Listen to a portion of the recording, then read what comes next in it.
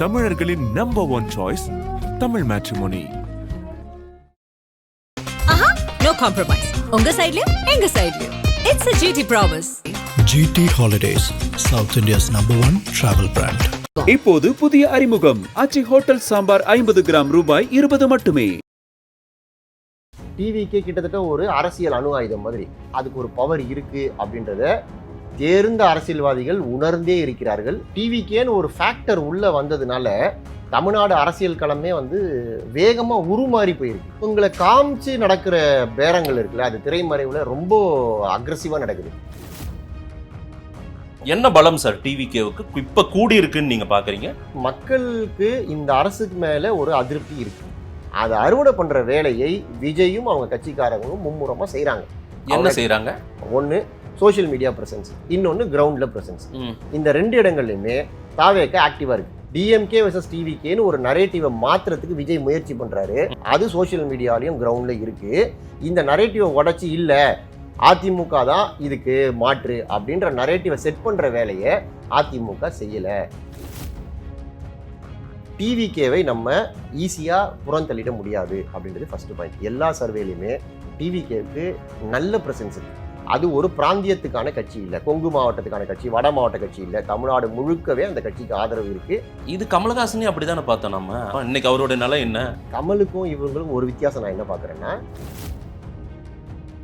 எப்பவுமே இந்த third force ஸ்பாயிலரா தான் இருக்கும். தமிழ்நாட்டில் நம்ம அதை தான் பார்த்துருக்கோம். மக்கள் நீதி மையமும் சரி, மக்கள் நல கூட்டணியும் சரி, அது ஸ்பாயிலர். விஜயும் ஸ்பாயிலர் தானே. அதுதான் நான் மாறுபடுறேன். அதே மாதிரி நீங்க விஜய ஸ்பாயிலர்னு நினைக்காதீங்க. அது ஸ்பாயிலர் இல்ல, அது பாய்லர். கொதிச்சுக்கிட்டே இருக்கு. இப்ப தேமுதிகவுக்கு 10ன்னா நாங்க 2019 இருந்து உங்க கூட இருக்கோம். அதுதான் இதுல 10+1 7+1 8+1 நீங்க அங்க கொடுக்குறீங்க, ராஜ்யசபாவும் கொடுக்குறீங்கன்னா நாங்க கூடவே இருக்கமே, எங்களுக்கு 4 சீட்டு எக்ஸ்ட்ரா கொடுக்குறதுல உங்களுக்கு என்ன பிரச்சனை? இவங்க எல்லாம் எந்திரிப்பாங்கல்ல. எல்லாரும் கேட்பாங்க இது ஜெயிக்கிற அணி, அதனால வெளியில இருந்து எல்லாம் வராங்க. ஆக்க பொறுத்தவங்க ஆற பொறுக்காம இப்ப வெளியேறி போனீங்கன்னா உங்களுக்கு தான் நஷ்டம். அதுக்காக இந்த கதையை சொன்னா ஏத்துப்பாங்களா என்ன? ஏத்துக்கிட்டு தான் ஆகணும். ஏத்துக்கிறவங்க இருங்க, ஏத்துக்காதவங்க போங்கன்னு சொன்னா என்ன பண்ணுவீங்க? காங்கிரஸ் முடிவு தமிழ்நாடு அரசியல் களத்துல மிகப்பெரிய மாற்றங்களை ஏற்படுத்தும். காங்கிரஸ் திமுக கூட இருந்துருச்சுனாலும் அதுல சில சிக்கல்கள் இருக்கு. வெளியில போயிட்டாலும் சில சிக்கல் இருக்கு. காங்கிரஸ் வாயை திறந்து கேட்டுருச்சு, விடுதலை சிறுத்தைகள் திருமாவோ இல்ல கம்யூனிஸ்ட் வாயை திறந்து கேட்கல. திமுக எது கொடுத்தாலும் வாங்கிட்டு போறோம்ல வாயை மூடிட்டு சொல்ல மாட்டாங்க. காங்கிரஸ் இருக்காங்கன்னா காங்கிரஸுக்கு எவ்வளவு கொடுக்க போறீங்க? போன முறை கொடுத்த 25 கொடுக்க போறீங்களா? கூட்ட போறீங்க அப்படின்னா அப்போ அவங்களுக்கு கூட்டுற அந்த 5 அங்கிருந்து யாருக்கிட்ட இருந்து போக போகுது? நீங்க ஒரு 170 சீட்டு நின்னா தான் 120 சீட்டு கம்ஃபர்டபுளா ஜெயிக்க முடியும். நீங்க உங்கள்ட்ட குறைக்கிறீங்க ஒரு 10 சீட்டு 15 சீட்டு அப்படின்னு வச்சுக்கோங்களேன். அப்போ நீங்க போகும்போது ஒருவேளை தனிப்பெரும்பான்மை கிடைக்காம உங்களுக்கு 110 சீட்டோடு நின்ட்டீங்க அப்படின்னா மிச்சம் இருக்கிற 7 சீட்டு 8 சீட்டு நீங்க போய் காங்கிரஸை கேட்கும்போது, எலெக்ஷன் ஆரம்பிக்கிறதுக்கு முன்னாடி ஆட்சியில பங்கு கொடுன்னு கேட்டவங்க இன்னைக்கு உங்க தயவுல தான் ஆட்சியை அமையணுன்ற நிலைமை வந்தா பங்கு கேட்பாங்களா கேட்க மாட்டாங்களா? டிவிகே கூட போகணும்னு சொல்ற காங்கிரஸ் ஆட்கள் கிட்ட நான் பேசும்போது அவங்க என்ன சொல்றாங்கன்னா, என்ன சார் நஷ்டம், அங்க போய் ஒரு எம்எல்ஏ கூட வரல அப்படின்னா பரவாயில்ல, திமுக கூட இப்போ 30 கொடுக்குறாங்க, 30 ஜெயிச்சிட்டோம், அவங்க ஆட்சியில பங்கு இல்லைன்னு வெளிப்படையா சொல்லிட்டாங்க. 30 எம்எல்ஏ வச்சு நாங்க என்ன பண்றது? இந்த 5 வருஷத்துக்கு எங்களுக்கு வேற என்ன கொடுத்தாங்க? இப்போ நீங்க டிவிகேக்கு போனா நீங்க சொல்ற மாதிரி 100 சீட்டு கூட கொடுக்கட்டும், அதுல எதுவுமே ஜெயிக்காம போட்டோம், அதனால எங்களுக்கு ஒன்றும் நஷ்டம் இல்லை. அடுத்த லோக்கல் பாடி எலெக்ஷன்ல நாங்க அங்க வாங்குறத விட கணிசமா இங்க வாங்கிப்போம், அந்த கன்வர்ஷன் போதும்னு டிவிகேக்கு போகணும்னு சொல்றவங்களுடைய வாதம் இது. ஆதன் தமிழர்களுக்கு வணக்கம். பல்வேறு துறைகளில் ஆக சிறந்த ஆளுமைகளை சந்தித்து நாம் நேர்காணல் எடுத்து வருகிறோம். அந்த வகையில் மீண்டும் நம்மோடு இணைந்திருக்கிறார் பொலிட்டிக்கல் ஸ்ட்ராட்டஜிஸ்ட் திரு பார்த்திபன் அவர்கள். அவரிடம் கேட்பதற்கு நிறைய இருக்குன்னு வாரங்களோடமே கேட்போம். வணக்கம் பார்த்திபன் சார். வணக்கம் மகேஷ், எப்படி இருக்கீங்க? நலமா இருக்கேன், நீங்க எப்படி இருக்கீங்க? நலமா இருக்கும், சூப்பரா இருக்கும். நிறைய பேச வேண்டியது இருக்கு சார். முதல்ல டிவிகேவில் இருந்து ஆரம்பிப்போம் சார், கொஞ்சம் சுவாரஸ்யமா இருக்கும். அதனால தான் நம்மளை தேடியும் நிறைய பேர் வருவாங்கல்ல, நாமளும் அவங்களுக்கு நிறைய கொடுக்கணும்ல, அவங்களுக்கும் பங்கு கொடுக்கணும்லனாலாம் விஜய் சொல்லிட்டு இருந்தார். ஆட்சியில் பங்கு அதிகாரத்தில் பங்குன்னெல்லாம் சொன்னார். இன்னுமே அவங்கள நோக்கி யாருமே வரல. ஒரு புறம் இந்த பக்கம் வெளியில் காங்கிரஸ் அவர்களை வைத்து இங்கே ஒரு பார்கெனிங் பண்ணிகிட்டே இருக்காங்க. அது பார்கெனிங் யுத்தியா அல்லது காங்கிரஸ் டிவிகே விஜய் ராகுல் காந்தியோ அல்லது இங்கே இருக்கிற காங்கிரஸ் கட்சியின் தலைவர்கள் யாரேனும் இன்னும் தொடர்பில் இருக்காங்களா? ஏதாவது நடந்துட்டு இருக்கா? டிவிகேவை மையப்படுத்தி தான் இன்னைக்கு தமிழக அரசியலே நகர்ந்துகிட்டு இருக்கு. அது அதான் முதல் கேள்வி. அப்படி கேட்டேன்றீங்களா? எப்படி அதனால் நீங்கள் முதல்ல அங்கேருந்து ஆரம்பித்தது ரொம்ப பொருத்தமானதும் கூட. சில வெளிப்பார்வைக்கு நமக்கு தெரிய மாட்டேங்குது. ஏங்க இவ்வளோ 2 வருஷம் ஆச்சு, ஒரு லெட்டர் பேட் கட்சி கூட உங்களை வரலையே அப்படின்னு நம்ம அவங்கள கிண்டல் பண்ணலாம். ஆனால் அவங்கள காமிச்சு நடக்கிற பேரங்கள் இருக்குல்ல, அது திரைமறைவில் ரொம்ப அக்ரெசிவாக நடக்குது. அது திமுக கூடவும் நடக்குது, அதிமுக கூட்டணிக்குள்ளேயும் நடக்குது. ஸோ டிவிக்கேன்னு ஒரு ஃபேக்டர் உள்ளே வந்ததுனால தமிழ்நாடு அரசியல் களமே வந்து வேகமாக உருமாறி போயிருக்கு. அதனால டிவிகேவுக்கு என்ன யூஸ்? அது எலெக்ஷன் முடிஞ்ச பிறகு தான் நமக்கு தெரியும். இப்போ வரைக்கும் அது வந்து அன்டெஸ்டட் பவர். அதனால் அது இப்போது எங்ககிட்ட அணு ஆயுதம் இருக்குது அப்படின்னு சில நாடுகள் மிரட்டுது இல்லை, அணு ஆயுதம் இருக்குன்னு சொல்கிறத வச்சு நம்ம வந்து அணு ஆயுத நாடுகள் அப்படின்னு நம்ம பிரிக்கிறோம். அது அணு ஆயுதத்தை போட்ட பிறகு தான் அதோடைய இது என்ன, வீரியம் என்னன்றது தெரியும். அந்த மாதிரி டிவிக்கே கிட்டத்தட்ட ஒரு அரசியல் அணு ஆயுதம் மாதிரி. அது வந்து எலெக்ஷனுக்கு அப்புறம் தான் அதோடைய உண்மையான பவர் என்ன அப்படின்னு நமக்கு தெரியும். ஆனால் அதுக்கு ஒரு பவர் இருக்குது அப்படின்றத தேர்ந்த அரசியல்வாதிகள் உணர்ந்தே இருக்கிறார்கள். அதனால தான் அது அவ்வளவு லேஸில் சரி ஏதோ ஒன்று போங்க. இல்லை, நான் மறுபடியும் அதே கேள்வியை தான் கேட்குறேன். உணர முடியுது, ரைட்டு. அவருடைய பொலிட்டிக்கல் பாம்பு இன்னமும் வெடிச்சுனுக்குதுன்னெல்லாம் சொல்கிறார், ரைட்டு. இதனால் இவங்களுக்கு ஏதேனும் பலன் இருந்திருந்தால், ஒரு தாக்கம் இருந்திருந்தால், பனையூர் நோக்கியும் இன்னும் ஒரு 2 கட்சி பேசியிருக்கலாம் அல்லது போயிருக்கலாம், எதையாவது ஒரு நிகழ்வு நடந்திருக்கலாம். ஒன்றுமே நடக்கலையே. பனையூர் நோக்கி பல கட்சிகள் திரைமறைவில் பேசிக்கிட்டு இருக்கு. இது வந்து வெளிப்படையாக நகரல. வெளிப்படையாக நடக்கிற விஷயங்கள் மட்டும்தான் நம்ம பார்வைக்கு விசிபிளாக தெரியுது. திரைமறைவில் நடக்கிற விஷயங்கள் நம்ம பார்வைக்கு தெரியாது. இன்னொன்று, அரசியலில் முக்கியமான விஷயங்கள் எல்லாமே திடீர்னு நடக்கிற மாதிரி தான் இருக்கும், பல பேருக்கு தெரியாது. உதாரணத்துக்கு இப்போது தேமுதிக திமுக கூட்டணி அப்படி திடீர்னு எதிர்பார்த்தது தான். நீங்கள் ஈஷாவில் நடந்த மகா சிவராத்திரி கொண்டாட்டத்தில் பிரேமலதா விஜயகாந்த் கலந்து கொண்ட போது எல்லாரும் என்ன சொன்னாங்க, டீல் முடிஞ்சிச்சு, அதிமுக கூட்டணிக்கு போகிறாங்க, 10+1 முடிவு பண்ணிட்டாங்க அப்படின்லாம் சொன்னாங்க. ஆனால் திடீர்னு வந்து பார்த்தீங்கன்னா அறிவாலயத்தில் போய் தேமுதிகவின் வாகனம் அறிவாலயத்தை நோக்கி பயணிக்கும்னு யாரும் எதிர்பார்க்கல. வேகமாக அதாவது இந்த அம்மா எப்போ கேட்டாலுமே என்ன சொல்லுவாங்க, காலம் வரும்போது சொல்கிறோம் பி கூல் அப்படின்னு தான் சொல்லிட்டே இருந்தாங்க. அவங்க இப்படி சர்ப்ரைஸாக டக்குன்னு போய் முதலமைச்சரை சந்திச்சுட்டு எங்கேயாவது யாருக்காவது தகவல் வந்துச்சா? ஸோ இதுதான் அவங்களோட ஒரு ஆப்ஷன் திமுகவும் இருந்ததுன்றது ஒரு டாக் இருந்துட்டே இருந்துச்சு. ஆமாவா, ஒன்னு திமுக இல்லைன்னா அதிமுக அணியில போறாங்கன்றது அப்படி ஒரு டாக் இருந்துச்சா? அதுல ஒண்ணு முடியாது. ஆனா ஒன்னு திமுக இல்லைன்னா அதிமுக இல்லைன்னா டிவிகேன்றது யாருமே தெரியலையே. அப்படி ஏதாவது தெரியுதா? ஆமா, தெரியல, யாருமே பேசல. நீங்க தான் ஏதோ திரைமறைவுன்றீங்க, ஒரு மறைவுமே ஒண்ணுமே இல்லையே. அரசியல்ல எல்லாமே வெளிப்படையா நடக்காது. வெளிப்படையா நடந்தா அது அரசியலே கிடையாது. இன்னைக்கு சட்டசபையில ஓபிஎஸ் ஆதரவு எம்எல்ஏ ஒருத்தர் மீண்டும் திமுக ஆட்சிக்கு வரும், முதலமைச்சர் தான் மறுபடியும் முதலமைச்சர் ஆக போறாருன்னு சொல்றாரு. ஓபிஎஸ் இன்னைக்கு முதலமைச்சர் சந்திக்கிறார். இதெல்லாம் வந்து அரசியல் நடக்கும்னு நம்ம எதிர்பார்த்தோமா? ரைட்டு. எதிர்பார்க்காத விஷயங்கள் தினம் தினம் அரங்கேறிக்கிட்டே இருக்கு. அந்த மாதிரி நிறைய. நான் டிவிகே சப்போர்ட்டர் இல்ல, அதனாலதான் நான் டிவிகே சப்போர்ட்டர் இல்ல, டிவிகே ஸ்போக்ஸ் பர்சனும் இல்ல. ஆனா கிரவுண்டை நான் பார்க்கும்போது நீங்க ஒரு விஷயத்த கேட்டீங்கன்னா உள்ளது உள்ளபடி டிவிகேல நடக்குது, அதிமுக நடக்குது, திமுக என்ன நடக்குது அப்படின்றது நமக்கு வந்து ஒரு விசிபிலிட்டி இருக்குல்ல. அதாவது பொதுமக்களை தாண்டி இதையே வேலையா செய்யற எலெக்ஷன் ஸ்ட்ராட்டஜிஸ்ட்னும் போது நம்ம எல்லா கட்சிகள்ல இருக்க முக்கிய தலைவர்கள் கூடவும் தொடர்ந்து பேசிக்கிட்டே இருக்கோம். எங்கெங்க என்னென்ன நடந்துகிட்டு இருக்கு. சில விஷயங்களை நம்மளால வெளிப்படையா சொல்ல முடியும், சில விஷயங்களை வெளிப்படையா சொல்ல முடியாது. அதுல நான் சொல்ல வர பாயிண்ட், டிவிக்கேவை அப்படி டிஸ்கார்ட் பண்ணாதீங்க சார். நான் ஒரு பத்திரிகையாளனா நான் பாக்குறேன், திமுக ஒரு வலுவான கூட்டணி அமைக்கணும், அதுவும் ஏற்கனவே ஓவர்ஃபுல்லா இருக்குது, இன்னும் வர்றவங்கலாம் வாங்கன்னு கூட எல்லாரையும் சேர்த்துக்கிறாங்க. இந்த பக்கம் என்டிஏ அலைன்ஸ் 1 வருஷத்துக்கு முன்னாடியே பிஜேபி ஏடிஎம்கே அடுத்து எல்லாருமே ஒவ்வொன்றா சேர்ந்துனே இருக்காங்க, ரைட்டுங்களா? அந்த பக்கம் சீமான் தனித்தே பயணம், விஜய் தனிமையில் பயணமா இருக்காரு. யாராவது சேருவாங்கன்னா இன்னும் சேருவாங்க பாருங்க, நிறைய நடக்கும், ஒரு வலிமையான அணியா மாறும் அப்படின்னு உங்களால கணிக்க முடியுதா என்ன? உங்களால அப்படி உறுதியா சொல்ல முடியுமா? சேர மாட்டாங்கன்னு என்னால உறுதியா சொல்ல முடியல. யார் இருக்காங்க, அது எப்ப நடக்கும்? இந்த நாட்கள் வந்துருச்சே சார், இன்னும் 15 நாள்ல டேட் அனௌன்ஸ் பண்ணிடுவாங்க. எப்போ வேணாலும் நடக்கலாங்க, நமக்கு தெரியாது. இன்னொன்று, நீங்கள் போன முக்கியமான பிளேயர்ஸை பற்றி சொல்கிறோம். அவங்க என்ன சொல்கிறாங்க டிவிகேல நம்ம பேசும்போது அப்படின்னா, நாங்கள் தனித்தே போனாலும் ஆட்சியே பிடிச்சிருவோம் அப்படின்னு சொல்கிறாங்க. பட் ப்ராக்டிக்கலாக அது பாசிபிளான்னு எனக்கு தெரியல. தனித்து போய் ஆட்சியை பிடிக்க முடியுமான்னு. இன்னைக்கு நம்ம ப்ராக்டிக்கலாக பேசினா இன்னும் உறுதியாக தெரியாத ஒரு கூட்டணின்னா அது காங்கிரஸ்.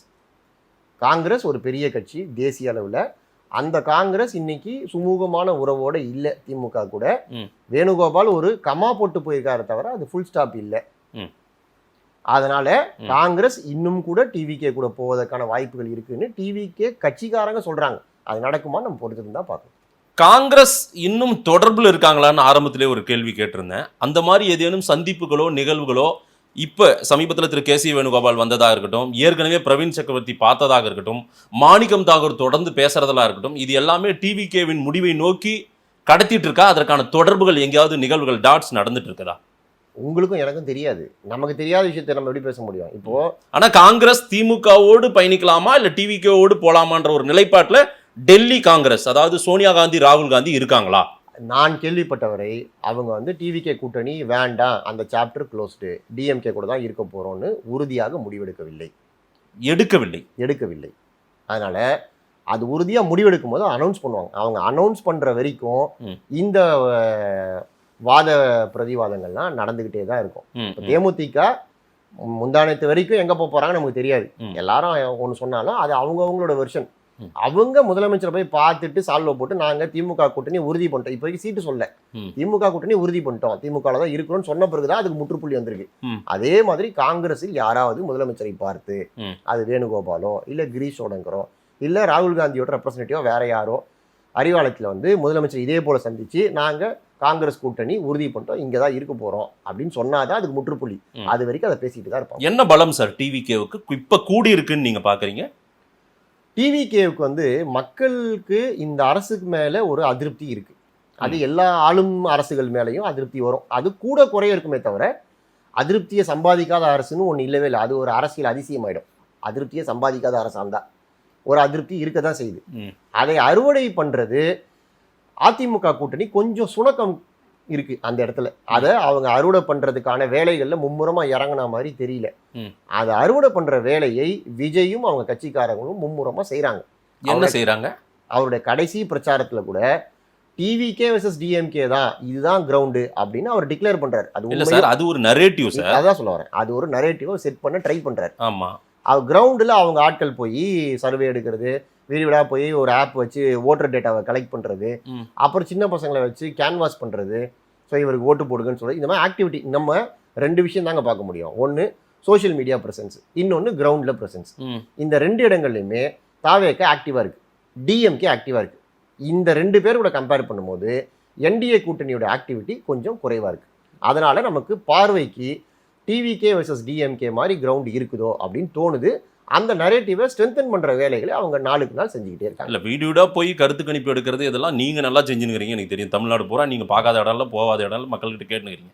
ரைட்டு. நான் என்னன்னா, ஒரு கட்சி அந்த வேலையை செய்யறது, இது வந்து தேர்தல் நேரத்தில் அது ஒரு தனி டீமை கொடுத்து செய்வாங்க. இல்லை அவங்க கட்சியிலே ஒரு பகுதி, அந்த பகுதி செயலாளரை யாரோ ஒருத்தர் வச்சுக்கிட்டு போய் வீடியோட பார்ப்பா, ஒரு அனலைஸும் பார்ப்பாங்க. ஒரு கட்சி அந்த ஒர்க்கை பண்றதுனால எப்படி பலம் பெறும்? இப்போ ஏடிஎம்கே தினந்தோறும் தலைவர் எடப்பாடி பழனிசாமி அதிமுகவில் அந்த கட்சிக்கு அவர் வந்து தினந்தோறும் பேசுங்கிறார். நயனார் நாகேந்திரன் வெளியே இருக்காரு. ஐயா ஸ்டாலின் இப்போ சட்டமன்றம் முடிச்சுட்டு பேட்டி கொடுத்துட்டு போறாரு. ஓகேங்களா? விஜயோட ஆக்டிவிட்டீஸ் 10 நாளைக்கு ஒரு முறை, 15 நாளைக்கு ஒரு முறை, 72 நாளைக்கு ஒரு முறை, இப்படி தானே இருக்குது. இது வந்து நான் ஏற்கனவே ஒரு முறை இதுக்கு பதில் சொன்னேன். என்னன்னா, நீங்க ஒரு செட் ஆஃப் ரூல்ஸ் வச்சிருக்கீங்க, அந்த ரூல்ஸ் கூட இதை மேட்ச் பண்ணி பாக்குறீங்க, அது கூட இது மேட்ச் ஆகலைன்னா இது ஃபெயில் அப்படின்னு சொல்றீங்க. அவங்க ஆடியன்ஸ், அவங்க ஓட்டு இருக்காங்களே, அவங்க இந்த ரூல்ஸை பத்தி கவலையே படல. நான் வெகுஜன மக்களுக்காக பேசுறேன். அந்த பாலிடிக்ஸ் டிவிகேவுல இவரை ஆதரிக்கிறோம்னு சொல்றாங்கல்ல, வெகுஜன மக்கள்லயே கொஞ்சம் பேர் ஆதரிக்கிறோம், ஏன் விஜய்க்கு போடக்கூடாது, புதுசா மாற்றுன்னு பாக்குறாங்க இல்லையா? அவங்க இந்த சீரியஸ் இஷ்யூ எதையுமே அவங்க கவலைப்படவே இல்லை. கவலைப்படணும் நம்ம எப்படி சொல்ல முடியும்? அவங்க கவலைப்படவே இல்லை. அந்த சீரியஸ் இஷ்யூவை எப்படி ஹேண்டில் பண்ணணும்னு டிஎம்கே ஏடிஎம்கேக்கு தெரியுமில்ல, அவங்க அதுல தேர்ந்தவங்க இல்ல. இது இந்த கேள்வி வேற. அவங்க டிஎம்கே ஏடிஎம்கேக்கு இது வேலை தெரியுமான்னு கேட்டா ஆமா வேலை தெரியும்.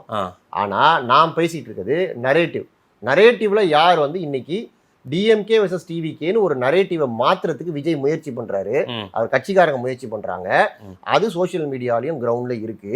இந்த நரேட்டிவை உடைச்சி இல்ல அதிமுக தான் இதுக்கு மாற்று அப்படின்ற நரேட்டிவை செட் பண்ற வேலையை அதிமுக செய்யல. கொஞ்சம் சுணக்கம் இருக்குன்னு நான் சொல்றேன். இல்ல சார், கன்வர்ஷன் ரேட்டு என்னால திமுகவுக்கு ஒரு கணிப்பு சொல்ல முடியும், உங்களாலையும் ஒரு கணிப்பு சொல்ல முடியும். ஏடிஎம்கேவுக்கும் உங்களாலையும் ஒன்று சொல்ல முடியும், என்னாலையும் ஒன்று சொல்ல முடியும்.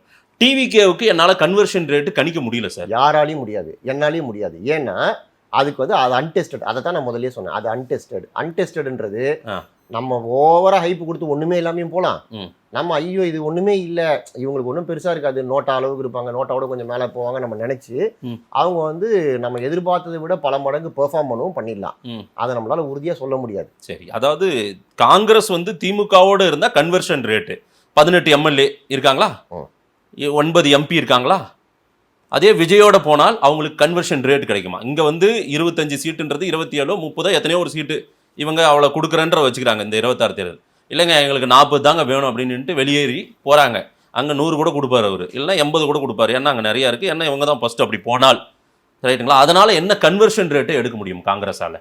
அவங்க கன்வர்ஷன் ரேட்டை எதிர்பார்க்குறாங்களா இல்லை வேற எதையாவது மனசில் வச்சு போகிறாங்களா நமக்கு எப்படி தெரியும்? நான் கேள்விப்பட்டவரை அவங்க வந்து இது ஒரு ரிஸ்க்கு, இந்த ரிஸ்க்கை எடுக்கிறதுனால நமக்கு என்ன லாபம் என்ன நஷ்டம் அப்படின்னு யோசிச்சு பார்த்தா நீங்கள் சொல்கிற மாதிரி நஷ்டன்றது ஒருத்தர் கூட ஜெயிக்காமல் போகலாம்.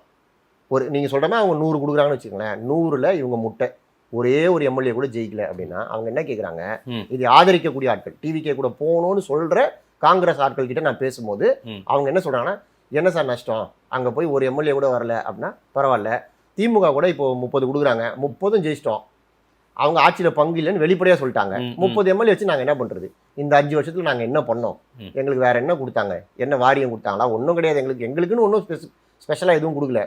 இப்போ அங்கே போனால் 0 அப்படின்னாலும் அதுக்கு அடுத்தது லோக்கல் பாடி எலெக்ஷன் வருது, உள்ளாட்சி தேர்தல் 1 லட்சம் வாக்கு பதவிகளுக்கு மேலே இருக்கு. லோக்கல் பாடி எலெக்ஷன்லையும் அவங்க சேர்த்து தான் பேசுறாங்க, இதை நிறைய பேர் விட்டுறாங்க. தேர்தல் கூட்டணி அப்படின்னு வரும்போது அவங்க கேட்கறது இதுல எவ்வளவு சீட்டு, லோக்கல் பாடியில எங்களுக்கு எவ்வளவு பர்சன்டேஜ் ஓட்டு எங்களுக்கு கொடுக்க போறீங்க, எங்களுக்கு நீங்க ஜெயிச்சு வந்தா எத்தனை வாரியம் கொடுப்பீங்க, அதுக்கப்புறம் செலவை நீங்க எப்படி பாத்துப்பீங்க, இது எல்லாம் தான் பேசுறாங்க.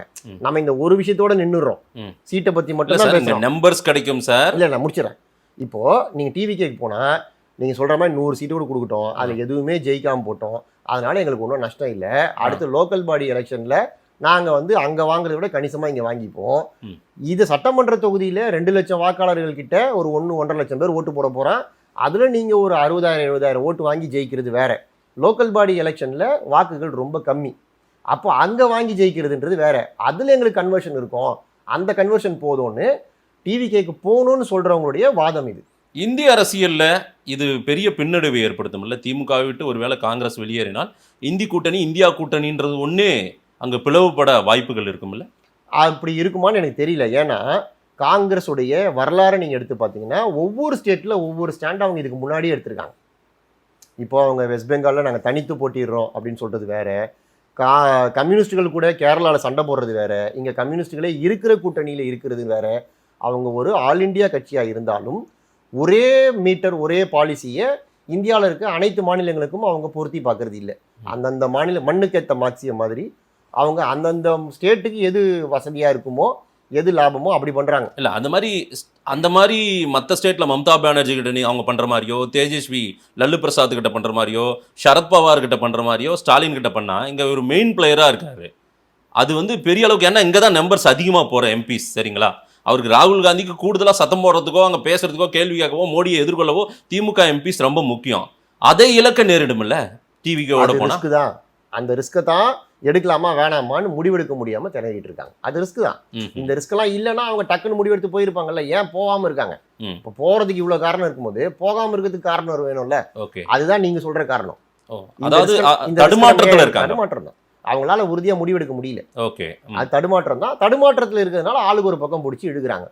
திமுக எதுக்கு எல்லாரையும் இன்னும் வண்டியில ஏற்றி கொண்டே இருக்காங்க, ஓவர்ஃபுல்லா போயிட்டே இருக்குது, கூட்டங்கள் அதிகமாயிட்டே இருக்கு. அது ஒரு 75 ஆண்டுகள் நிறைவு பண்ண ஒரு பாரம்பரிய கட்சிங்க. அவங்க ரிஸ்க் எடுக்க மாட்டாங்க. அவங்க கண்டிப்பா ஆட்சிக்கு வந்தே ஆகணும்ன்றதுல உறுதியா இருக்காங்க. அது டே 1ல இருந்து உறுதியா இருக்காங்க. நம்ம ஏற்கனவே கூட நம்மளுடைய பேட்டியிலேயே ஒரு மாதிரி பேசணும், அவங்க 4-5 ஸ்ட்ராட்டஜி டீம் வச்சிருக்காங்க அப்படின்னு. ஏன் வச்சிருக்காங்கன்னா எந்த ஏரியாவும் விட்டுறக்கூடாது. நீங்க பாருங்க, அவங்களுடைய பெண் நிறுவனம் வேலை செய்யுது, பெண்ணே நல்லா வேலை செய்யக்கூடிய அமைப்பு தான். பெண்லயே எல்லாத்துக்குமான ஆட்களும் இருக்காங்க.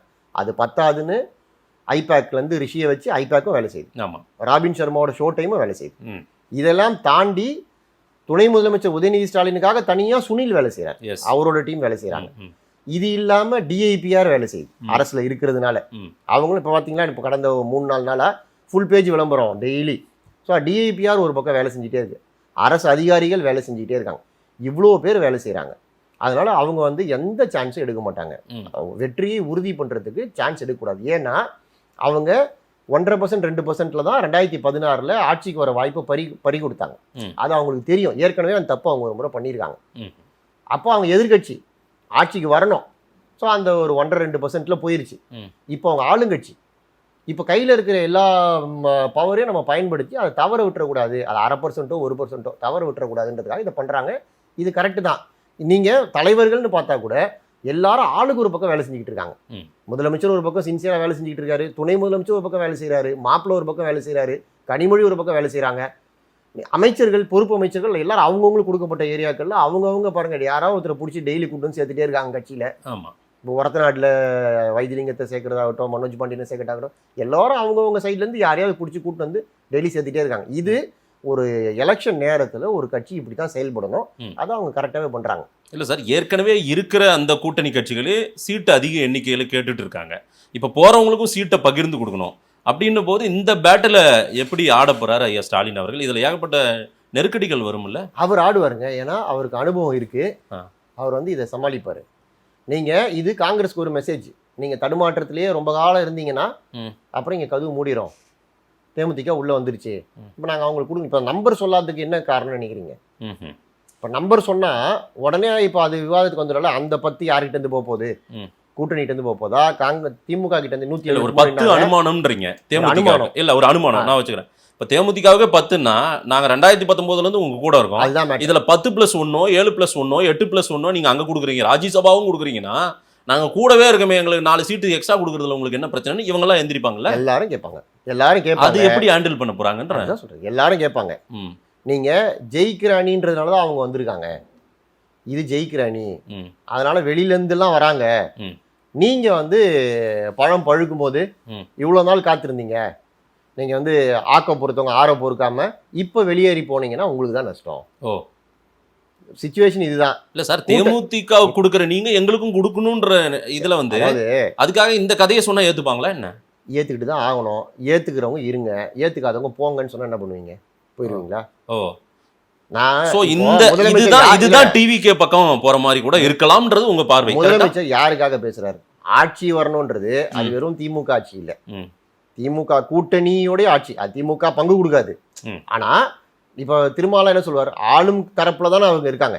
கம்யூனிஸ்டுகள் ஆளும் தரப்புல இருக்கிறோன்ற ஒண்ணு இருக்குல்ல. இல்ல, அதனால என்ன நாங்க சாதித்தோம் பிளஸ் எங்களுக்கு என்ன? அதனால இதுதான் ஒரு 2 கேள்விக்கு முன்னாடி நீங்க ஒரு கேள்வி கேட்டீங்களா, அதுக்கு பதில் இதுல இருந்து கொஞ்சம் பதில் எடுத்து அதில் சேர்த்துக்கங்க.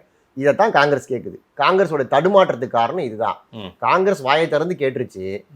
விடுதலை சிறுத்தைகள் திருமாவோ இல்லை கம்யூனிஸ்டோ வாயை திறந்து கேட்கல. காங்கிரஸுக்கு என்ன நடக்குது அப்படின்னு வேடிக்கை பார்க்குறாங்க. அவங்க வாயை திறந்து கேட்டாங்க. இவங்க குறைக்க ஆரம்பிக்கும் போது ஒவ்வொருத்தராக பேசுவாங்க. எல்லாருமே அவங்க கட்சி நலனுக்கு தேவையான விஷயங்களை பேசத்தான் பேசுவாங்க. திமுக எது கொடுத்தாலும் வாங்கிட்டு போறோம்ல வாயை மூடிட்டு சொல்ல மாட்டாங்க.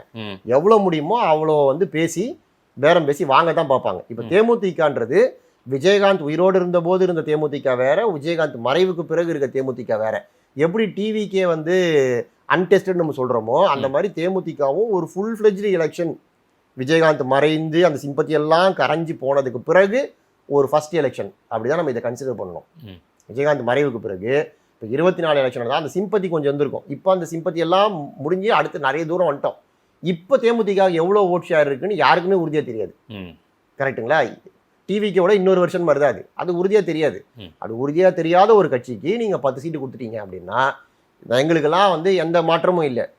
திரும்ப கட்சி அப்படியே தானே இருக்குது, கம்யூனிஸ்ட் அப்படியே தான் இருக்குது, காங்கிரஸ் அப்படியே தான் இருக்குது. அப்போ எங்களுக்கெல்லாம் என்ன கொடுக்க போறீங்கன்னு கேட்பாங்க. கண்டிப்பாக கேட்பாங்க. ஸோ காங்கிரஸ் முடிவு தான் பனையூர் பரபரப்பு ஏற்படுத்துமா இல்லை வந்து அப்படியே சைலண்டாக போகுமான்றது கூட ஒரு முடிவுன்னு பார்க்கலாமா? காங்கிரஸ் முடிவு தமிழ்நாடு அரசியல் களத்தில் மிகப்பெரிய மாற்றங்களை ஏற்படுத்தும். காங்கிரஸோட முடிவு. காங்கிரஸ் திமுக கூட இருந்துருச்சுனாலும் அதுல சில சிக்கல்கள் இருக்கு. வெளியில போயிட்டாலும் சில சிக்கல் இருக்கு. இருந்துச்சுன்னா என்ன சிக்கல் அப்படின்னு பார்ப்போம். இருந்ததுன்னா நீங்க சொன்ன மாதிரி சீட்டு. எனக்கு தெரிஞ்சு ரொம்ப வருஷம் கழிச்சு காங்கிரஸ் இவ்வளவு பெரிய பேசு பொருள்ல முன்னாடி நிக்கிறாங்க சார். அதுவே ஒரு சக்சஸ் தானே. காங்கிரஸ் பத்தி யாருமே பேசாம டேக் இட் ஃபார் கிராண்டடா இருந்த ஒரு கட்சியை இன்னைக்கு நீங்க எல்லா டிபேட்லயும் முதல் கேள்வியே காங்கிரஸை கேட்கிறோம், டிவிகே கூட போகுமா போகாதா அப்படிலாம் காங்கிரஸை பேசு பொருள் ஆக்கிட்டோம் அப்படின்னாலே அதுவே ஒரு சக்சஸ் தான். காங்கிரஸை பத்தி பேசவே ஆள் இல்லையே. இன்னைக்கு இப்ப காங்கிரஸ் இருக்கிறாங்கன்னு முடிவு வச்சுக்கோங்க. காங்கிரஸ் இருக்காங்கன்னா காங்கிரஸுக்கு எவ்வளவு கொடுக்க போறீங்க? போன முறை கொடுத்த 25 கொடுக்க போறீங்களா, கூட்ட போறீங்களா? கூட்ட போறீங்க அப்படின்னா நீங்க ஏற்கனவே இப்போ இந்த 10 யார்கிட்ட இருந்து போகுது? அப்போ அவங்களுக்கு கூட்டுற அந்த 5 அங்கேருந்து யார்கிட்ட இருந்து போகுது? அப்போ ஏதோ ஒரு கூட்டணி கட்சி தான் போடும். உங்க கூட்டணி கட்சி எதுவும் வெளியில போல. அப்போ இல்லைன்னா நீங்க உங்களுடைய இதுல இருந்து குறைச்சிக்கணும். 173 இருந்து உங்க நம்பர்ஸ்ல இருந்து குறைச்சிக்கணும். உங்க நம்பர்ஸ்ல இருந்து குறைச்சிங்கன்னா ஏற்கனவே இது வந்து ரொம்ப டைட் ஃபைட்டா போயிட்டு இருக்கு. அப்போ நீங்க ஒரு 170 சீட்டு நின்னா தான் 120 சீட்டு கம்ஃபர்டபுளா ஜெயிக்க முடியும். நீங்க உங்களது குறைக்கிறீங்க ஒரு 10 சீட்டு 15 சீட்டு அப்படின்னு வச்சுக்கோங்களேன். நீங்க ஆட்சியில இருக்கிறீங்க, ஆட்சியில இருந்துகிட்டு எலெக்ஷனுக்கு போறீங்க. அப்போ ஆளும் தரப்பு மேல ஆன்டி இன்கம்பன்சியை தாண்டி நீங்க ஜெயிக்கணும். அப்போ நீங்க போகும்போது ஒருவேளை தனிப்பெரும்பான்மை கிடைக்காம உங்களுக்கு 110 சீட்டோடு நின்ட்டீங்க அப்படின்னா மிச்சம் இருக்கிற 7 சீட்டு 8 சீட்டு நீங்க போய் காங்கிரஸை கேட்கும்போது எலெக்ஷன் ஆரம்பிக்கிறதுக்கு முன்னாடி ஆட்சியில பங்கு கொடுன்னு கேட்டவங்க இன்னைக்கு உங்க தயவுல தான் ஆட்சியை அமைனோட நிலைமை வந்தா பங்கு கேட்பாங்களா கேட்க மாட்டாங்களா? அப்போ இதெல்லாம் ஆன்டிசிபேட் பண்ணி தானே அவங்க முடிவெடுக்கணும். இது இடியாப்ப சிக்கல் தான். சரி, எப்படியோ நீங்க மேனேஜ் பண்ணி கிரவுண்டுக்கு போயிட்டீங்கனாலும் இவ்வளோ குடைச்சல் கொடுத்த காங்கிரஸை உள்ளூர்ல இருக்க திமுக காரங்க எப்படி பார்ப்பாங்க அப்படின்னு நீங்க யோசிங்க. முதல்ல சீட்டு, ரெண்டாவது அதே சீட்டு கொடுப்பாங்களா? 25-30 ஆக்குறாங்கன்னு வச்சுப்போம். போன மாதிரி 25 சீட்டு கொடுத்தாங்க, நீங்க 18 ஜெயிச்சிங்களா, அந்த ஜெயிச்ச தொகுதிகள்லாம் உங்களுக்கு அப்படியே கொடுப்பாங்களா? இப்போ உதாரணத்துக்கு மயிலாடுதுறையில காங்கிரஸ் எம்எல்ஏ, இப்போ மயிலாடுதுறைக்குள்ள காங்கிரஸ்ல நிறைய பிரச்சனை இருக்கு. காங்கிரஸ் எம்எல்ஏ, காங்கிரஸ் எம்பி 2 பேரும் எதிர் துருவமா இருக்காங்க. இப்போ அவர் மாவட்டத்தில் மாற்றி இந்த அம்மாவுடைய ஆதரவாளர் மாவட்ட தலைவரை போட்டாங்க. அவருக்கு இவர் இது பண்ணல. இது வந்து ஒரு டாக் ஆஃப் த டவுன் இந்த வாரம். ஒரு எக்ஸாம்பிளுக்கு எடுத்துக்கோங்க மயிலாடுதுறை தொகுதியை. சரிங்களா? இப்போ மயிலாடுதுறை இவங்க என்ன சொல்லுவாங்க, உங்களுக்கு கொடுத்தா கூட நீங்க ஜெயிக்க மாட்டீங்க. ஏன்னா ஏற்கனவே அங்கே 2 ஃபேக்ஷனா பிளவு போட்டு இருக்கு. இதுக்கு நடுவில் திமுக காரங்க எப்படி முழுசா சப்போர்ட் பண்ணுவாங்க? அதனால மயிலாடுதுறை திமுக கிட்ட கொடுத்துருங்க அப்படின்னு கேட்பாங்க. நாங்குநேரி ரூபி மனோகரன் நிற்கிறார். ரூபி மனோகரன் அவர் வசந்தகுமார் இறந்த போது இடைத்தேர்தல் நடந்ததுனால அங்கே போனவர். அவர் அந்த ஊருக்காரர் இல்லை, இப்பவே அங்கே வெளியூர்லேருந்து வந்து நம்ம ஊரில் நிற்கிறாருன்னு அங்கே ஒரு பிரச்சாரம் ஓடிக்கிட்டு இருக்கு. சரி, அதிமுக 2 பேரும் பண்ணுறாங்க அந்த வேலையை. இப்போ திமுக நாங்குநேரி சீட்டை கேட்குது, எங்களுக்கு கொடுங்க, 30 வருஷமா நாங்கள் வந்து காங்கிரஸுக்கே கொடுத்துருந்தா அப்போ நாங்கள் திமுகன்னு இங்கே எதுக்கு இருக்கிறோம்? நாங்குநேரில் ஒரு திமுக எதுக்கு இருக்கணும்? அப்போ நாங்கள் வேலையை செய்வேனால, அவங்க தான் எம்எல்ஏ, அவரே இருக்க போறாருன்னா எதுக்கு எங்களுக்கு சீட்டு கொடுன்னு கேட்குறாங்க. இதெல்லாம் தலைமை வந்து இப்போ இந்த மாதிரி அதிருப்தி எல்லாம் இந்த சமயத்தில் சரி பண்ணும். ஏன்னா அவங்களுக்கு அவங்க கேடர் தான் முக்கியம். அப்போ என்ன பண்ணுவாங்க, மயிலாடுதுறையில் சரி திமுக நிற்போம், நாங்குநேரில் திமுக நிற்போம், நீங்கள் வேற எங்கேயாவது போய் நில்லுங்கன்னு சொல்லுவாங்க. வேற எங்கேயாவது போங்கன்றது எங்கே அனுப்புவாங்க?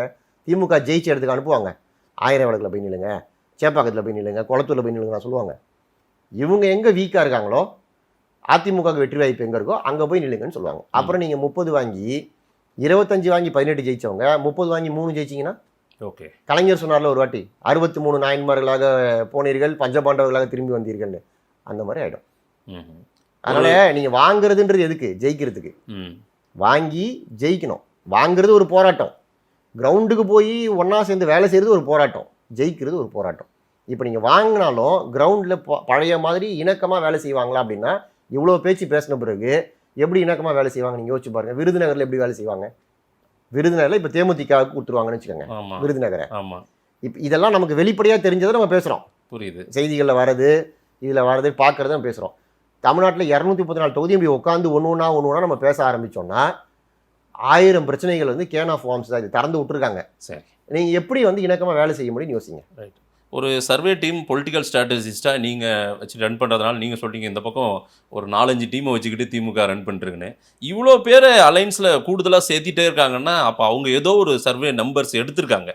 எடுத்ததுனால தான் இன்னும் நமக்கு கூடுதலாக பலம் தேவைன்னு நினைக்கிறாங்களோ? அவங்க எடுத்த சர்வே, அதிமுக தரப்பில் எடுக்கிற சர்வே, இப்படி எல்லா சர்வேக்களுமே சில விஷயங்கள் இண்டஸ்ட்ரிக்குள்ளே இருக்க ஆட்களுடைய காதுகளுக்கு வருது. அதுலலாம் வரதில்ல, காமனாக சில விஷயங்கள் இருக்கும்.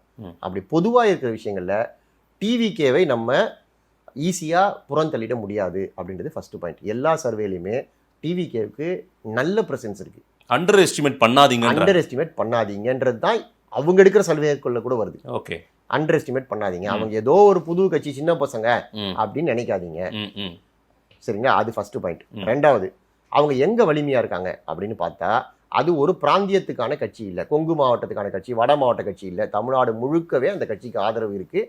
குறிப்பாக நகர்ப்புறங்களில், அதுவும் சென்னை மாதிரி நகர்ப்புறங்களில் அந்த கட்சிக்கு நிறைய ஆதரவு இருக்குது அப்படின்றது தான் நான் எல்லாரும் எடுக்கிற சர்வேல வருது. இது கமலஹாசனே அப்படிதானே பார்த்தோம் நம்ம. அது அர்பன் பார்ட்டியாக தானே பார்த்தோம். இன்னைக்கு அவருடைய நிலை என்ன? கமலுக்கும் இவங்களுக்கும் ஒரு வித்தியாசம் நான் என்ன பார்க்குறேன்னா, நீங்கள் போன டேட்டாவை எடுத்து பார்த்தீங்கன்னா கமல் பார்ட்டி பல பேருடைய வெற்றி வாய்ப்பை கெடுத்துருக்கு. அவங்க ஒரு 10,000 ஓட்டு வாங்கியிருக்காங்க, அங்கே மார்ஜினே 4,000 ஓட்டு தான். அவங்க அங்கே இல்லை அப்படின்னா வேற ஒருத்தர் ஜெயிச்சிருப்பார். ஸோ அந்த வெற்றி தோல்வியை அவங்க வந்து பல இடங்களில் மாற்றி விட்டுருக்காங்க. சரி, இப்போ மயிலாப்பூரில் மக்கள் நீதி மையமில் நடிகை ஸ்ரீபிரியா நின்னாங்க. ஆமாம், ஸ்ரீபிரியா நின்ன வாக்குகளை நீங்கள் விட்டுட்டீங்கன்னு வச்சுக்கோங்களேன், அந்த இடத்துல வெற்றி தோல்வி மாறி இருக்கும். நடராஜ் நின்னாருன்னு நினைக்கிறேன். ஆமாம். அப்போது இப்போ மயிலை வேலு ஜெயிச்சார் இல்லையா, வேலு ஜெயிச்சது பதிலாக நடராஜ் ஜெயிச்சிருப்பார். ஓகே. ஸோ இந்த மாதிரி நிறைய இடங்கள்ல அவங்க ஸ்பாய்லராக இருந்திருக்காங்க. எப்பவுமே இந்த தேர்ட் ஃபோர்ஸ் வந்து ஸ்பாய்லராக தான் இருக்கும். தமிழ்நாட்டில் நம்ம அதை தான் பார்த்துருக்கோம். மக்கள் நீதி மையமோ சரி, மக்கள் நல கூட்டணியோ சரி, அது ஸ்பாய்லர். விஜயும் ஸ்பாய்லர் தானே? அதுதான் நான் மாறுபடுறேன். அதே மாதிரி நீங்க விஜய ஸ்பாய்லர்னு நினைக்காதீங்க. அது ஸ்பாய்லர் இல்லை, அது பாய்லர், கொதிச்சுக்கிட்டே இருக்கு பாய்லர். ஆமா, அதனால அதை வந்து ஸ்பாய்லர்னு நம்ம புறந்தள்ள முடியாது. அவங்க என்ன சொல்றாங்க, விஜய் கட்சிக்காரங்க, நாங்க 40-50 சீட்டு வந்து உறுதியா ஜெயிப்போம்னு சொல்றாங்க. எனக்கு அதுலலாம் நம்பிக்கை இல்லை. ஏன்னா எனக்கு அதுக்கான காரணம் தெரியல. அவங்க ஒரு வேலிட் காரணம் என் கண்ணுக்கு தெரிஞ்சதுன்னா நான் அதை நம்புவேன். சரி. ஸோ இப்போ இந்த 50 தொகுதி, இந்த தொகுதி இதனால் நாங்கள் ஜெயிக்க போகிறோம் ஏதோ ஒரு சொன்னாங்கன்னா அதை நம்பலாம். அவங்க ஜென்ரிக்காக என்ன சொல்கிறாங்கன்னா, வீட்டுக்கு வீடு ஒரு விஜய் இருக்காரு, வீட்டுக்கு ஒரு விஜய் இருக்காங்க, அது எப்படி அவர் சொல்கிறதா சொல்கிறாங்க. அது வந்து சொல்லலாம், அது நம்ம கண்ணில் பார்க்காம நம்ப முடியாது. அதனால் நாங்கள் வந்து 50-60 உறுதியாக ஜெயிச்சிருவோம். ஏதாவது நல்ல கூட்டணி அமைஞ்சா 100 சீட்டுக்கு மேலே ஜெயிச்சிருவோம், நாங்கள் தான் ஆட்சி, நாங்கள் ஆட்சிக்கே வரலன்னா கூட நாங்கள் தான் எதிர்கட்சி தலைவர் அப்படின்னு அவங்க சொல்கிறாங்க. அது அவங்க கிளைமு. நான் சொல்ல வர்றது, இது அந்த அளவுக்கு போலனாலும் அதல பாதாளத்துக்கு போயிடாது. அது ஒரு எலெக்ஷனோட காணாம போற கட்சி. இப்ப கமல் கட்சியை கரைச்சிட்டாரு கிட்டத்தட்ட. அந்த மாதிரி ஆகாது. ஏன்னா இது முடிஞ்ச உடனே அடுத்து லோக்கல் பாடி எலெக்ஷன் வரப்போகுது. அதுல நிறைய பேருக்கு வாய்ப்பு கொடுக்க முடியும். நிறைய பேருக்கு வாய்ப்பு கொடுக்கக்கூடிய கட்சி இன்னைக்கு டிவிகே கொடுக்குற மாதிரி வாய்ப்புகளை திமுக அதிமுக கொடுக்க முடியாது. ஏன்னா அங்க வந்து செட் ஆஃப் கேண்டிடேட்ஸ், 2ஆம் கட்ட தலைவர்கள், 3ஆம் கட்ட தலைவர்கள் இருக்காங்க. ஸோ இப்போ நீங்கள் ஒரு ஒன்றியம்னு எடுத்துக்கிட்டீங்க, ஒரு லோக்கல் பாடி இங்கே சேர்மன் எடுத்துக்கிட்டா யார் வர போகிறாங்கன்னு திமுக காரனால கெஸ் பண்ண முடியும். கண்டிப்பாக இது அண்ணனுடைய ஆளு, அவருக்கு இவர் மாவட்டத்துக்கு ரைட் ஹேண்டு, இவருக்கு தான் கொடுப்பாங்க அப்படின்னு தெரியும். இங்கே அதெல்லாம் கிடையாது. இங்கே மாவட்டமே புதுசு, அவருக்கு ஒரு ரைட் ஹேண்டு தான் இல்லை, அவரே இப்போ தான் புதுசாக வந்துக்கிறாரு. அதனால ஒரு செட்டு ஆகவே இல்லை, புதுசாக ஆட்கள் வந்துக்கிட்டே இருப்பாங்க. இன்னொன்று, நம்ம முதல்ல பேசும்போது செங்கோட்டையன் போய் இந்த கட்சியில் சேரவே இல்லை, அந்த மாதிரி சில பேர் சேர்ந்துக்கிட்டே இருப்பாங்க. ரெண்டாவது, இந்த கட்சி எலெக்ஷன் முடிஞ்ச பிறகு ஒரு கட்சி ஜெயிக்குது, ஒரு கட்சி தோத்துருச்சு இல்லையா, தோத்து போன ஒரு கட்சியில ஏன் இருக்கணும்? இப்போ உதாரணத்துக்கு ஒரு பேச்சுக்கு இப்போ திமுக ஆட்சியில் இருக்குது, திமுகவே மறுபடியும் ஆட்சியை தக்க வைக்குதுன்னு வச்சுப்போம். அப்போ அதிமுக வேகமா கரையும். அதிமுகவில் இருக்க ஆட்கள்ல முக்கியமான ஆட்கள் எல்லாரும் டிவிகே பக்கம் போவாங்க. அப்போ லோக்கல் பாடி எலெக்ஷன்றது வேற கலர்ல நடக்கும். ஓகே, உங்களுக்கு புரியுதுங்களா? இது வந்து நம்ம மேலோட்டமா பார்க்கும்போது சில கேள்விகளுக்கு பதில் தெரியாது. இது நீங்க ஆழமா பார்க்க ஆரம்பிச்சீங்கன்னா தான் வேற ஒரு பார்வை நமக்கு கிடைக்கும். தேமுதிக திமுகவுக்கு வந்துட்டாங்க. இப்போ நீங்க 10 சீட் நம்ம பேசிக்கிட்டு இருக்கோம், 10 சீட் வச்சுக்கோங்களேன். இந்த 10 சீட்ல அவங்க எதுவுமே ஜெயிக்காம போயிட்டாங்கன்னு வச்சுப்போம் ஒரு பேச்சுக்கு. அப்போ தேமுதிக அப்படியே இருக்கும் நீங்க நினைக்கிறீங்களா? ஆட்சி வந்துருவாங்க, அவங்க வேலையை பார்க்க போயிடுவாங்க. அப்போ இந்த தேமுதிக இந்த மிச்சம் இருக்காங்க பாருங்க, அவங்க எல்லாம் டிவிகே பக்கம் போவாங்க. அடுத்து லோக்கல் பாடி எலெக்ஷன் அங்கே போய் நின்று நம்ம ஜெயிப்போம். இப்போ இன்னைக்கே திமுகவில் இருக்கிற இப்போ ஈரோடு எம்எல்ஏ யார்? சந்திரகுமார். ஸோ இது மாதிரி டிவிகேலேருந்து வந்த பல பேர் வந்து திமுக செட்டில் ஆயிட்டாங்க. அப்போ நம்ம அந்த பஸ்ஸை விட்டோம், சரி 2வது பஸ்லையாவது ஏறுவோம் அப்படின்னு இந்த பஸ்ஸில் ஏறுவாங்க. அதனால அப்படி அடுத்தது எப்போவுமே நம்பிக்கை தான் வந்து அரசியலில் மூலதனமே. கட்சிக்காரங்களும் நம்பிக்கை கொடுக்கணும், மக்களுக்கும் நம்பிக்கை கொடுக்கணும், கொடுத்துக்கிட்டே இருந்தால் அந்த கட்சி வந்து இருக்கும். திமுக ஏன் 75 வருஷமா இருக்குது உயிர்ப்போட? அது ஏதோ ஒரு நம்பிக்கையை தமிழ்நாடு அரசியல் தளத்தில் ஒரு நம்பிக்கையை மெயின்டைன் பண்ணிக்கிட்டே இருக்கு, அதனால இருக்கு. இல்லைன்னா அது இரலவெண்ட்டாக காணாமல் போயிருக்கும். ஓகே, கரெக்டுங்களா? ஸோ டிவிகேக்கும் லாங் டேர்ம் கோல். அப்போ டிவிகேன்றது ஒரு எலெக்ஷனோட போகாது, ரைட்? அது அடுத்தடுத்த எலெக்ஷனுக்கு போகும், அடுத்தடுத்த எலெக்ஷன்களை இன்னும் பலம் பெறும் அப்படின்றது தான் என் கணிப்பு. இறுதியாக ஒரு கேள்வி சார், அமித்ஷா ஒரு வருஷத்துக்கு முன்னாடியே வந்து அலைன்ஸ்லாம் வச்சாரு, அதுக்கு பிறகு பிஜேபி இதில் வேகம் காட்டுறதா உங்களுக்கு தெரியுதா? என்ன நடந்துட்டு இருக்கு என்டிஏவில்? அந்த வேகம் வந்து தேவையான அளவை விட கம்மியாக இருக்கும்ன்றது தான் என்னோட ஃபீல். அதை தான் நான் முதல்ல சொன்னேன். திமுகவுக்கு ஈடு கொடுத்து சண்டை போடணும் அப்படின்னா அதுக்கு ஒரு பலம், அசுர பலம் வேணும்.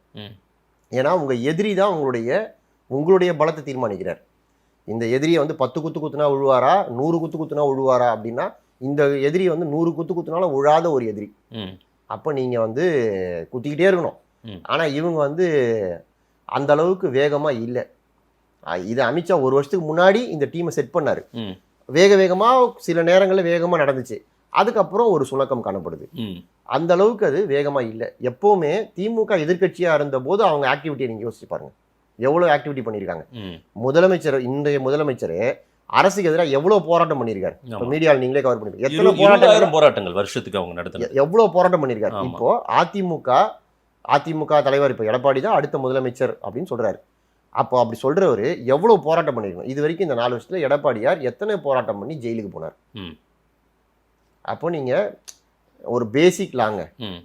உழைப்புக்கு ஏத்த பலன் ஆனா கிடைக்கும் அப்படின்னா பிஜேபி ஃபோர்ஸா இருந்தாங்கல்ல அலைன்ஸ், அது இங்க ND. ஃபேஸ் யாரு? இது எடப்பாடிக்கானது, அதிமுகவுக்கானது. அதிமுக. இது சட்டமன்ற தேர்தல். ஆமா. அப்போ ஆ. நாங்க முதலமைச்சர் தேர்ந்தெடுக்க போறோம். ஸ்டாலின் வேணுமா, ம். எடப்பாடி வேணுமா? அப்படின்னு நாங்க தேர்ந்தெடுக்க போறோம் அப்படின்னா அப்ப நீங்க தானே அக்ரெசிவா இருக்கணும். ம். எல்லாம் மேல மோடி பார்த்துப்பார், டாடி பார்த்துப்பாருன்னு எப்படி இருக்க முடியும்? ஓகே. அது அப்போ திண்டுக்கல் சீனிவாசன் சொன்னார்ல, அந்த மாதிரி ம். இவங்க சொன்ன மாதிரி அது மேல இருக்க ஒரு 10 பார், நம்ம அப்படி ராஜேந்திர பாலை சொன்ன மாதிரி அமைதியா இருக்க முடியாது. ம். சீமானா பேசி ஆகணும் சார். என்ன பண்ணிட்டு இருக்காரு தனியா அவருடைய- சீமானை நம்ம பேசினாலும் பேசலனாலும் அவருடைய பாதையில் தெளிவாக சீரான வேகத்தில் போய்க்கொண்டே இருக்கிறார். Okay. அதனால அது வந்து அவருடைய பாலிசியே வேறங்க. அவர் வந்து அது ஒரு பெரிய சாதனை. அது ஆக்சுவலா இந்த மாதிரி தனியா ஒரு கட்சியை இத்தனை காலம் நடத்துறது, இத்தனை தேர்தல்களை சந்திக்கிறதுன்றது சாதனை தான். அதுல ஓட் ஷேரை இன்க்ரீஸ் பண்ணி வச்சிருக்காருன்றதும் ஒரு பெரிய சாதனை தான். ம். இதுல இப்போ அவர்கிட்ட இருக்கிற நிறைய கேடர்ஸ் டிவிகே பக்கம் போயிருக்காங்கன்னு சொல்றாங்க.